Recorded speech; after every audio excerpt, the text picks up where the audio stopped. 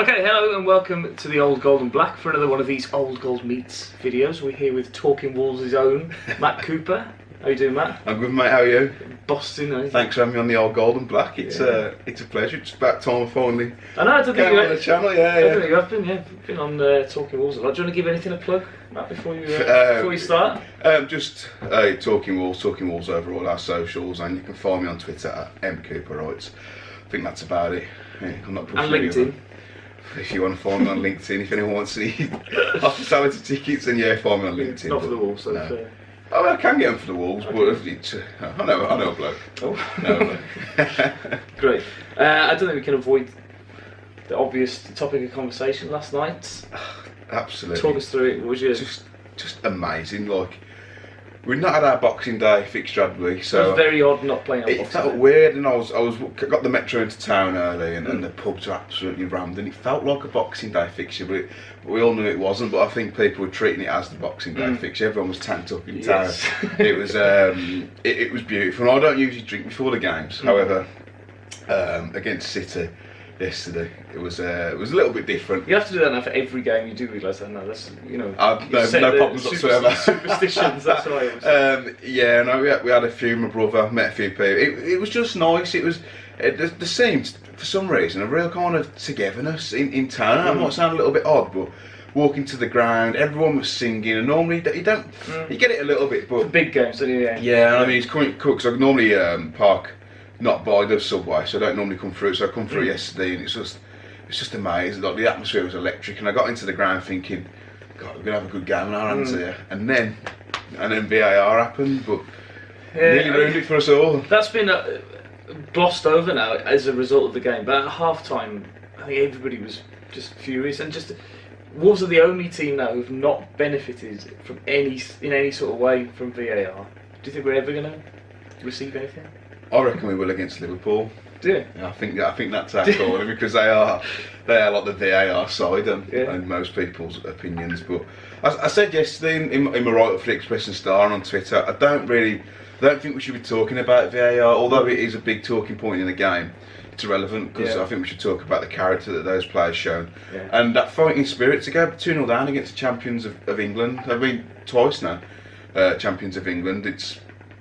It was just incredible that this team was playing the Championship a couple of seasons ago, and they've just scored 3 goals against the champions, having been 2-0 down when in a game where I think most of our heads would have dropped in the way that they conceded the goals. I mean, it's scoring straight after half time was such a sucker punch, but it turned the game on its head, and it was only a matter of time before Adama got in the game, wasn't it? Yeah. You can put as many men on him as you want, but... Well, interestingly, I don't think they approached Adama as other teams had recently, because there wasn't any real heavy tackles on him, and they sort of gave him a lot of space, and sort of thought, well, we've seen how you think, and you can't think. So let's see what you can do. Yeah, I agree. I mean, you had Bernardo and Mendy trying to combat it, and Rodri was coming across. So even if he didn't show him down the outside, if you come inside, Rodri would be there to kind of sweep up. But we didn't see that kind of bad, harsh tackling that Tottenham did, rotating the fouls. But they kind of just blocked his channels as to where he normally runs. Bernardo Silva kind of was on the right hand side of Adama. He just stood there saying, "Go on, then, go down the outside, but inside." Sorry, but they were forcing him inside a lot, and I think Nuno referenced it after the game as I was saying he has to stay outside on the wide, but because you had Doherty in that sort of channel, we had that covered anyway, and I think how he's improved this year, I don't think I've seen it in any player ever. I think the closest you could probably compare it is Coady's transformation under Nuno, but he's a world class player now, isn't he, Traore? He was a rough diamond, wasn't he? And I've been banging the Adama drum since he came in. He was so frustrating last season. I'll be first to put my hand up and say, like, some of his decision making was clown-like.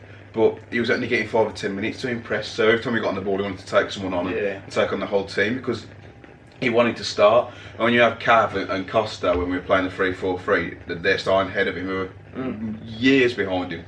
It would have been frustrating for him, but it's been a coming of age this season. I think having the pre-season with Nuno, which is what we said before with players, it's turned it around. And I don't think there's anyone in world football like Adama Traore. he's so direct, and if he doesn't run round you, he'll run through you, and it's amazing. I mean, his final ball still isn't perfect, but he scored from outside the area, like in the last 2 home games. But Coady said, I think it's on Sky, he said he's got an absolute rocket of a right foot on him. He really, really has. He's a top player, he really, really has. So he's got a rocket of a right foot on him. I was like, yet to see it. Well, do you remember that shot against, I think it was Punic, where he burst through and he was in front of the goal, just outside the box, and he went out for a throw in? Yeah. He must have thought that was really embarrassing. I remember that, because I was sat in the Billy right upper for that, and he came out for a throw over that side, didn't he? And I won't mention who he was, because he'll probably watch it. He was sat next to me and went, absolutely dreadful how he's there, professional football. I was like, you know nothing about football, just you watch. He's rubbish, he's just a runner. Here we are. I said there's because lots of neutrals with friends of mine over the summer going, you've got to get rid of Traore. Surely you just got to cash in because 18 million you signed him for. You're going to get something for him now. So just wait, because I'd heard at the end of last season that Wolves are bringing in an extra coach. I'm not sure if that's true or whether they've just sort of put a one-to-one with him.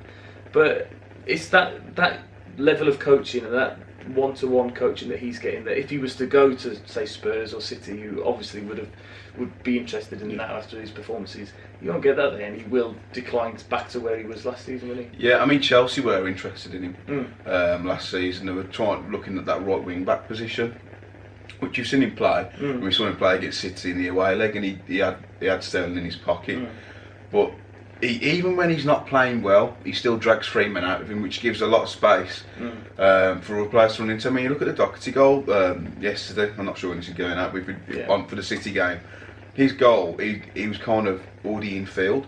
Well, if I don't think Adama plays, he's probably still trying to go on the outside. But Adama, he pulls so many men with him, and like I said, he gets you up the pitch within 2 or 3 seconds, and he's unstoppable. The only way to stop him is to kick him. And we've seen by the amount of yellow cards he's drawn this season. What is it, like 24, 25? He's an absolute animal, and now he's adding that final ball to his game. I wouldn't even like to think how much he's worth now. I was just going to ask, if you were Jeff Shee, what would be the top bid that you would accept? I mean, you compare it to players, you'd say, all right, Nicolas Pepe, similar sort of age, similar sort of position. What did he go for? 70, 80 million? Put another 20 on that. You've got to. He's done it in the Premier League, hasn't he? That's something that people look at. If he continues his goal scoring and assist form, which stands at, I think it's 5 goals now in all. If you look at the qualifiers, and 10 or 11 assists, might be even more. If he gets 20 assists and 10 goals, put another 20 million on top of that. If he keeps it consistent, which to be fair to him, he has done since the start of the season. He has improved, but even his poorer games. I mean, look at Norwich. He was obviously struggling with his shoulder. He couldn't get into kind of full kind of steam ahead, and he still took the mick. So he's just amazing. I'm really glad that he's kicked on. It fills me like pride. Because you stuck with him. I have stuck with him, and he has been frustrating, but he's one of those players where he gives his all every single game. And you compare it to the likes of Costa last season. We've had this debate millions of times where he's warming up, he's got his hands tucked like this. He's like, he doesn't want to be there. Traore, he works so hard, and when I can't remember the last time that Nuno substituted him. So he's obviously improved on his fitness, because I think he was a little bit guilty previously where he'd kind of blow out after a little while, like similar to Cav, because they're explosive players and it does take you out of your like. We would know, obviously. Elite athletes. Yeah. I mean, I was really struggling after 5 minutes. Not long you came. The less said about that, the better. I think he's improved on his fitness, but even when he plays on the opposite side to Nuno, because a lot of the time last season, Tony Pulis said the same. Yeah, that was really nice what Pulis said about him when he was at Middlesbrough, and how emotional he was to leave because of how much he improved there. Did you know, I was watching the Wolves-Middlesbrough game from that famous one with the 2 sendings off. He gets Neves sent off just because he's beaten him, and then Neves is going, oh God, and sticks his leg out. He's always had something, but we've refined that now. It's the thing is with Adama, his end product might not be fantastic, but when you beat your man 10 out of 10 times, it's okay if only 6 or 7 of them are good balls, rather than your winger who beats your man once every. That's when your final ball needs to be perfect. But A lot of Wolves fans were kicking off when Tottenham were kicking lumps out of him, but they weren't moaning when we were kicking lumps out of him at Middlesbrough. No. But purely said on the he used to prefer it when he was on the right hand side, so he could speak to, and then when he went on the other side, he was lost. But I think I saw a stat this morning that Adama Traore has dribbled past Manchester City the most times out of any player in the last 3 seasons, and he spent one of them in the Championship. So he's a joke. There's no one better in a one-on-one situation. World football. Messi's great, got great feet, but I know what I'd rather come up against in a one-on-one. He was reminding me yesterday of. I know you don't follow rugby, but you must know Jonah Logan. Yeah. He can just run at somebody and they'll fall over, because even if he gets the skill wrong or something and they bounce off him, he's going to beat his man. Was there anybody else who stood out for you yesterday? I thought Neves had one of the best games in the old goal. And black. I genuinely do. I don't know if it was made easier because of the sending off, but it was superb, and his little touches inside the area just to kind of take him away from players. It's not really what we see normally. So you get the ball right, go. But he was calm and composed, and he was playing the ball around nicely. And those two again marshalled that midfield. In the midfield with De Bruyne in there. Well, see, I thought that Dendoncker had such a good game. I know he's at fault for the second goal, but the way that he controlled the most informed player and the best player in the league in De Bruyne, he didn't get past him. Whether it's because he's playing against his, the star from his own country, and he knows him and must train with him fairly regularly. But I thought Dendoncker was immense last night. He's done well since he's gone back into that centre half position, hasn't he? He was awful against Sheffield United, but everyone has a bad game. I've been critical of Dendoncker, to be honest. At the start of the season when he was playing in that 3, I was like, not really sure, and that's not being an ignorant football view because he doesn't score goals. Not really sure what he does. He's a little bit of a passenger, and I said if anyone could be replaced, you could upgrade him fairly easily for 25-30 million. But since he's dropped in at centre half, he's been brilliant, and he reads the game well, and he's good on the ball. So when we have 3, what are essentially central midfielders playing at centre half, our out ball, our distribution and ball retention is so much better than when you've got Bennett there. And Sace as well. I mean, I know that Bolly will definitely come back into that back 3, but I wouldn't want to upset it too much at the moment. I think it's a fine balance.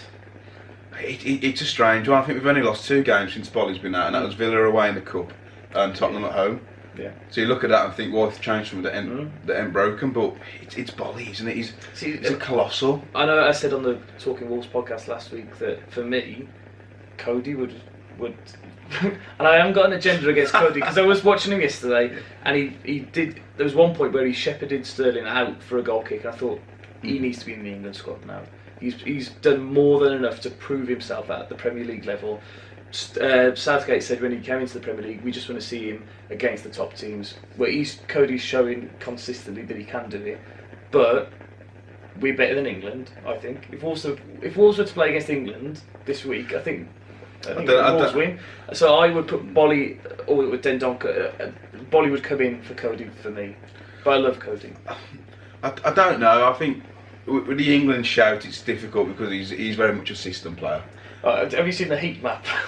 Yeah, he's right in the middle. Yeah, that's it. He's very much a system player, and I think if you put him either side of himself or play him in a back 4, I think he struggles. Physically. But do you think he could play like a defensive midfield? No, I don't think he's got the legs. No. I think he admits that himself. I mean, he played further forward for Sheffield United.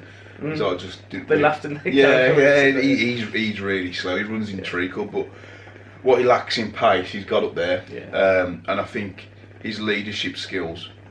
He's a natural leader, and I think we need that on the pitch just to keep things ticking. Because Dendoncker's liable to switch off. Bolly has his moments. Johnny's normally okay. Doc is sometimes on the planet. Patricio switches off. You need him to kind of marshal and regiment. Yeah, he does that a lot, but even that, it's just to keep players ticking and keeping concentrated. And I think Nuno obviously loves him. And he probably realises that technically he's not the best, but he's his man on the pitch. And I think if you want to go places, those kind of characters, including Moutinho, who's always like that to Adama and telling him where to go. They're crucial if you want to go. I've just watched a video with Redmen TV on Talking Wolves. Go and check it out after this video. And they were talking about our spine. I think we've got one of the strongest spines in the division. I think, at the moment. Joe Moutinho is one of the best midfielders in the world. Yeah. Absolutely.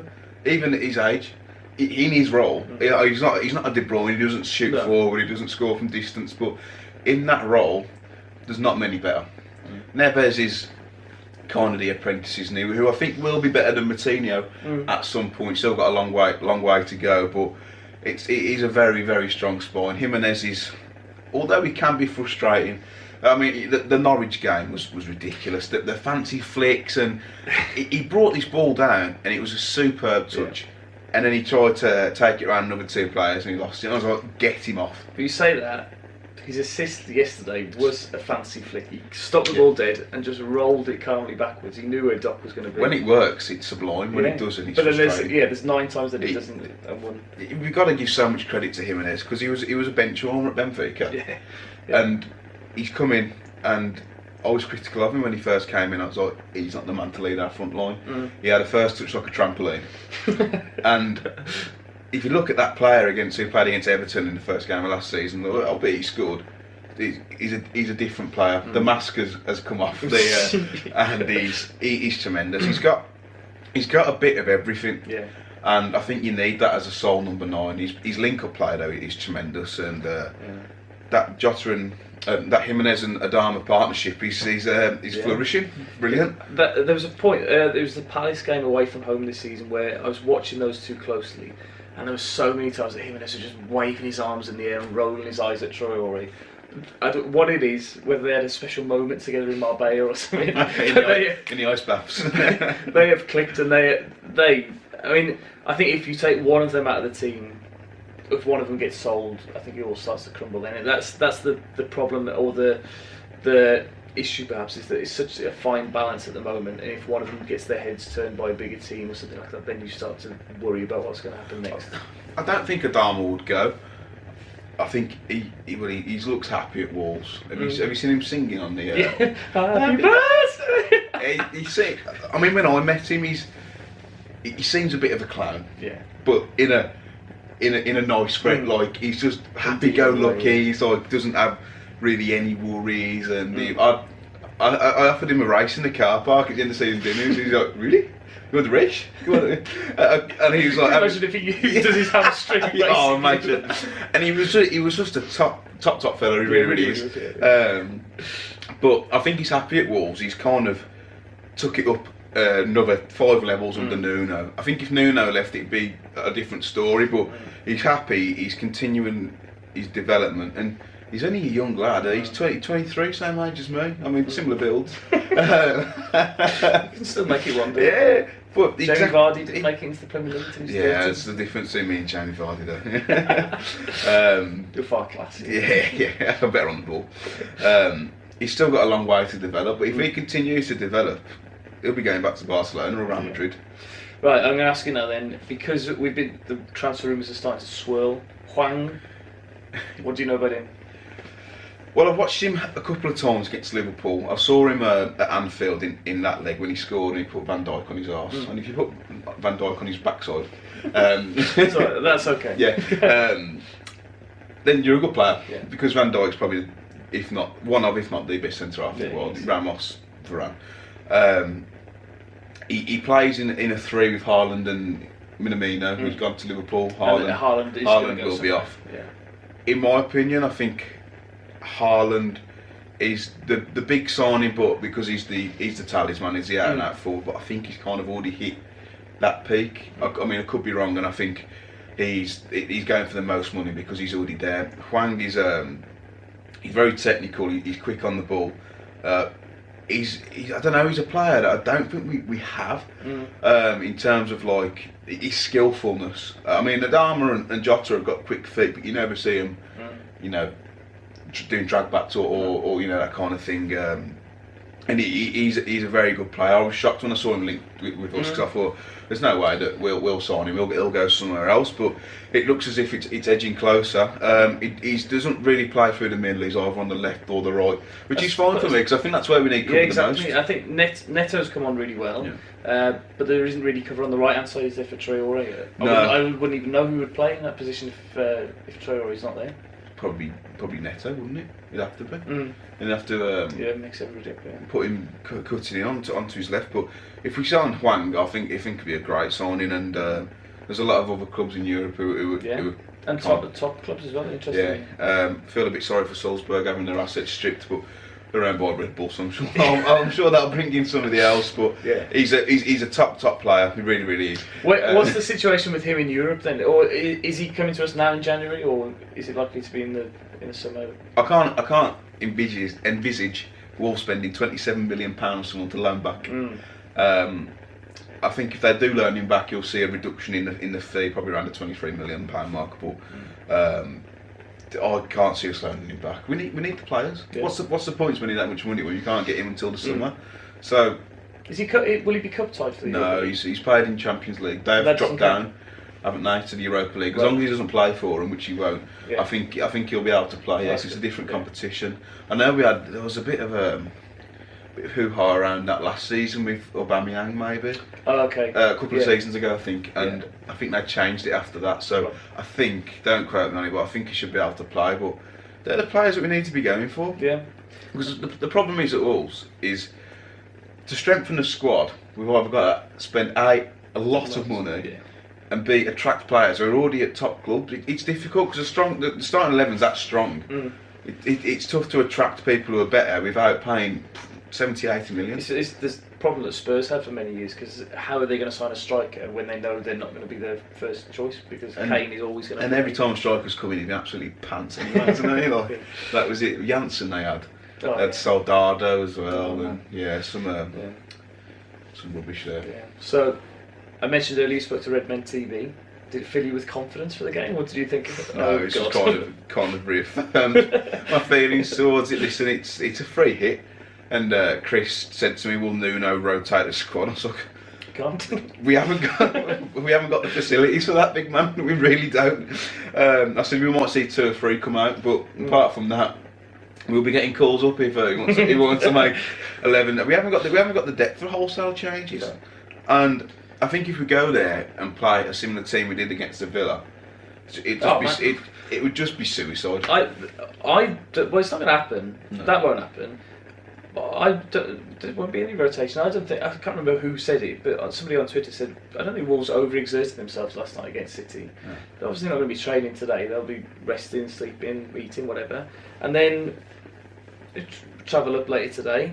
I can't see why we can't get a result. Maybe not a win, but I think we can match them. And because they are going to be tired as well. They played the day before Boxing Day, didn't they? So they've had an extra day's rest. But I know you said in your video that we've travelled back from Qatar and people said that was going to affect us, but the Leicester game for them was such a massive game. Yeah. The last team in the league that they want to play next is us because of the way that we play.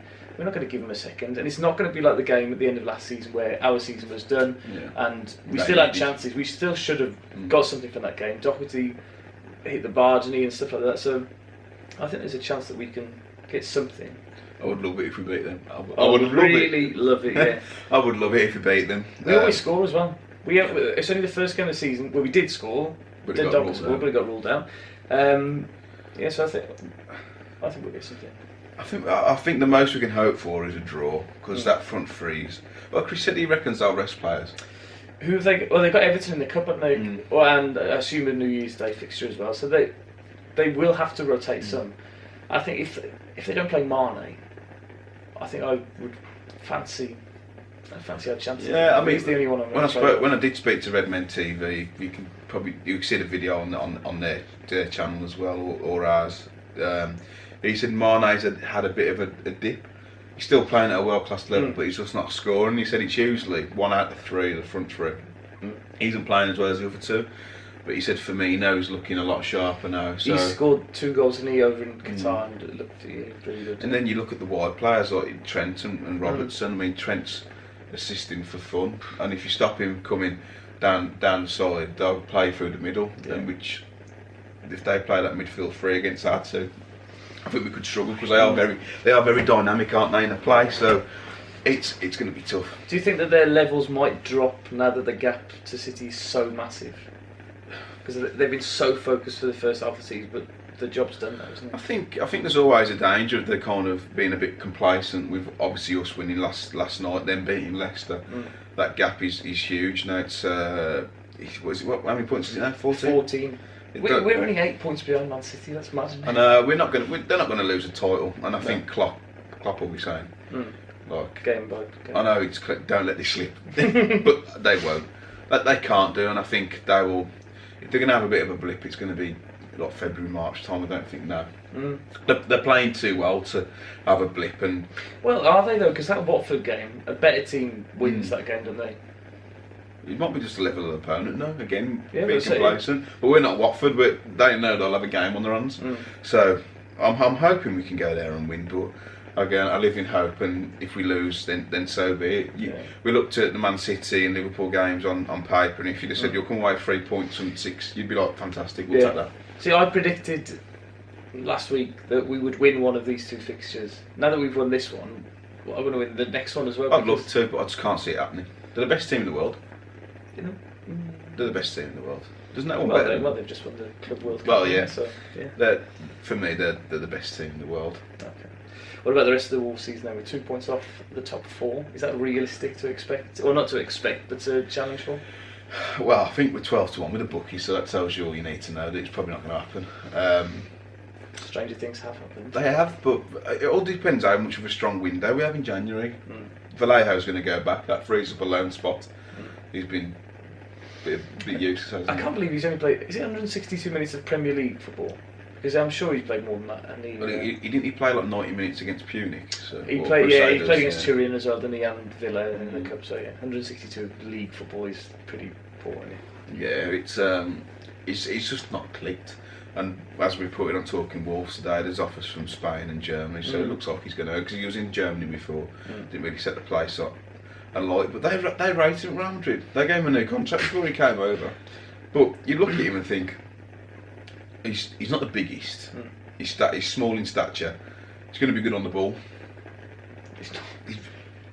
I've never seen. He's really not. He looks so uncomfortable on a football pitch. I've never seen a player look so. All his passes are like wedged as well. Like he's like, he's trying to like he's a weird footballer, and I wish him all the best, but it's just not working at Wolves, which is a shame because you want to see every player that comes to Wolves do well, but I'm just glad it's a loan player and not something permanently, because I think we'll be flogging a bit of a dead horse if that was the case. Well, there was all the talk, wasn't there, that there was no option to buy or no obligation to buy with Vallejo, and everybody was thinking, oh, Real Madrid must have went in back then, he must be class.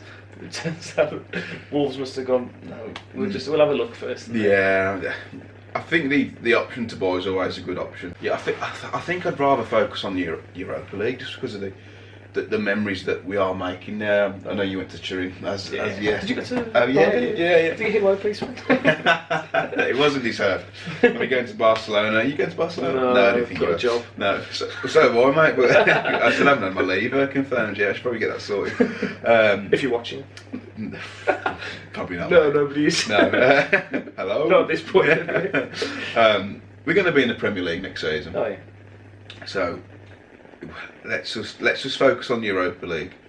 But he's saying that he's like, let's focus. We haven't really got a choice because the squad's that small. Every game we go into it full throttle. But we'll get hopefully we'll get past Espanyol. They've sacked the manager this week. Rooted to the bottom of the league, so they might have a bit of a boost. But hopefully by the time February comes round, they're still woeful. But yeah, get past them, and then who knows? Who knows? But yeah, it's just amazing. Like last night was. Yeah. It was the way we won it as well. Like 82 minutes and like 88, 89, something like that. Yeah, or 90th minute was Doc's goal. Yeah. Yeah, it was just. It was a proper Doc goal, and there was a goal exactly the same, but against Reading and stuff like that. You look back. Shot. We're doing that against. I mean, I know Otamendi and Mendy were hopeless last night, but there's still these players that are up there. Yeah. Whereas, we're talking about. I'd take Otamendi at Wolves, and that sounds. Not anymore. Not after watching him last night. No. But it was just. We've criticised Doc for not taking his chances. That was probably the hardest chance he's had all season. He put it away on his weaker foot. So, you know what? Fair play to him, because the past few games he's looked dead behind the eyes. He looks ill. And I don't know what it is, but he continues to keep going and keep going. So it can't be anything that's bothering him. But yeah, he took the goal really well. But it's just the whole pandemonium in the stadium. I mean, my top was off in the home end, and which I never do. When we go away, I always get it off when we score. But everyone knew else. Bank was like, oh, God, Matt with his hairy back. Ladies. Yeah, what's he playing at? It was just unbelievable. And come out the ground, everyone was jubilant. Went back into town, had another couple of beers, which I don't normally do. I was like, I didn't want the night to stop. I was like texting mates, anyone going out? So I'll go to bed. So it was tremendous. And for me, that was better than Man United at home. That for me.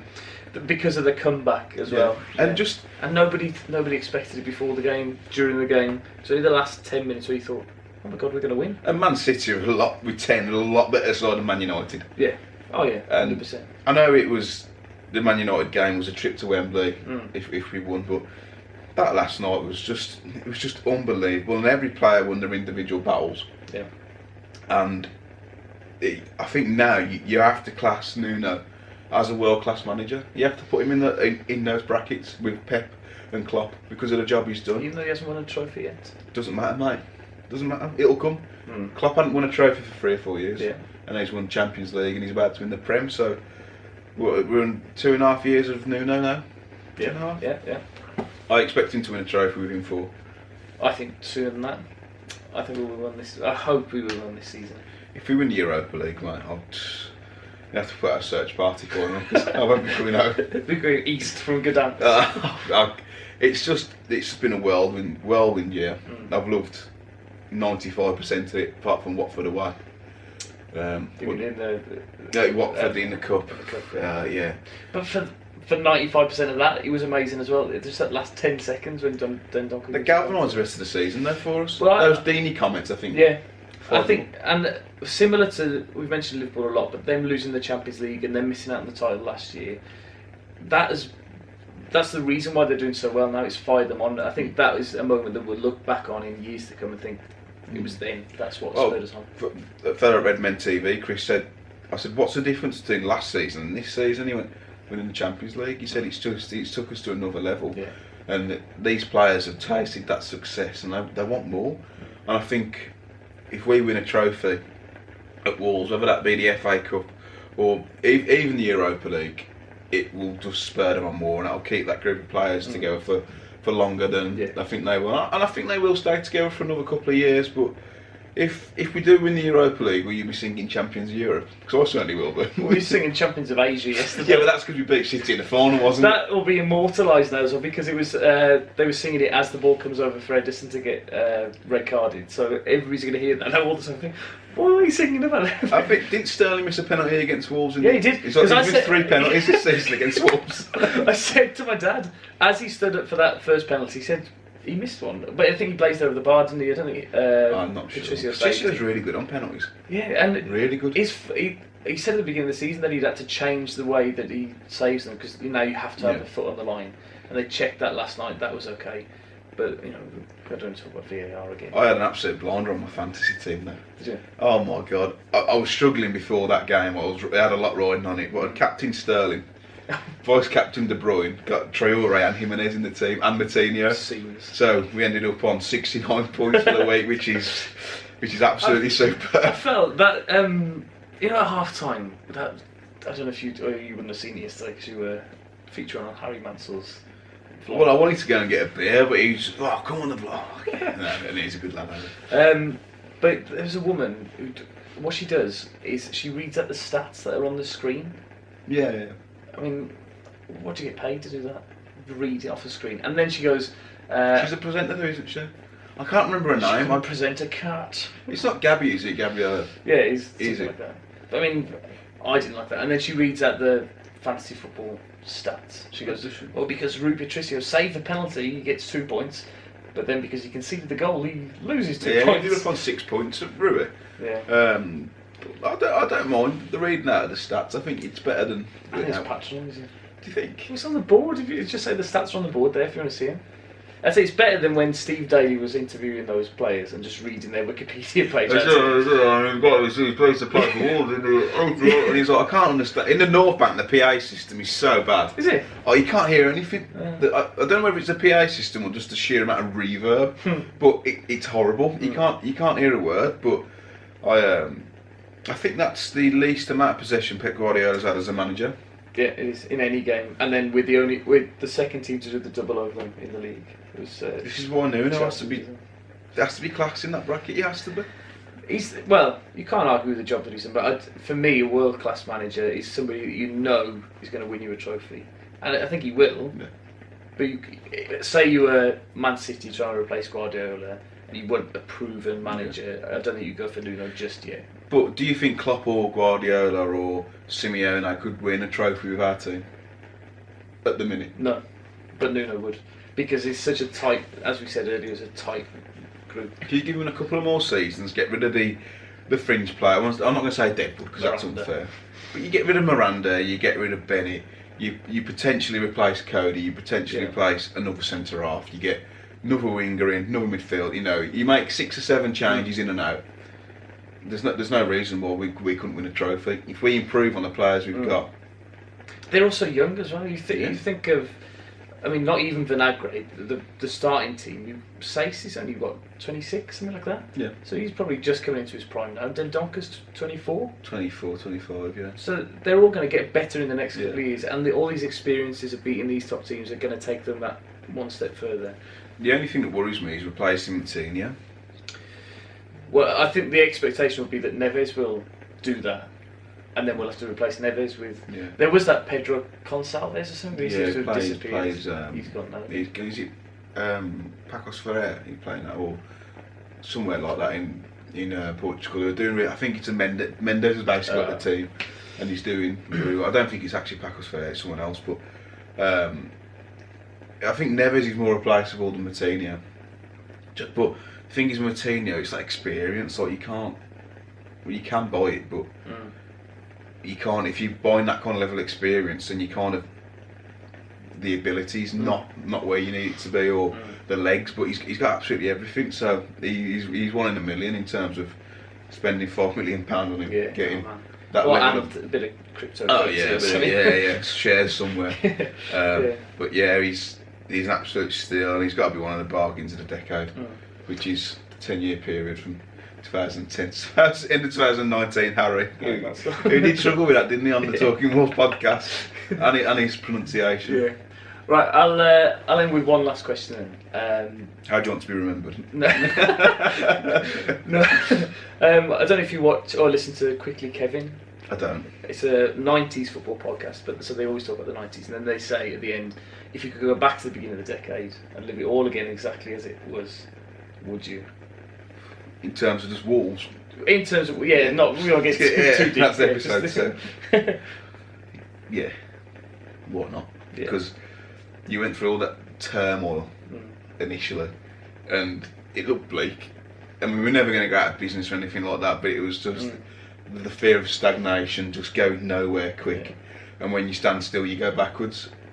And to have that turnaround in Fosun coming in, not getting it quite right, but then finding the right man in Nuno, the memories you've had down there, I put a tweet out yesterday, it's that sense of togetherness, that tribalism that fans probably get with other clubs, but it feels a lot more special with Wolves, and it's why we do it every single weekend through thick and thin, and it's why we'll continue to do it, and probably until our last day. So absolutely, and it is just a start. Yes, well, I think that's a perfect way to end it. Thank you very much, Matt. Don't forget to go and check out Talking Wolves and M. Cooper Wright on Twitter, and we'll see you again with somebody else sitting on the casting couch. Well, I hope not. Oh, perfect. We'll leave it there. Yeah. Buzzing down the chip shop, by now you must have heard. The Wolves, I'm going to Wembley, buzzing either word.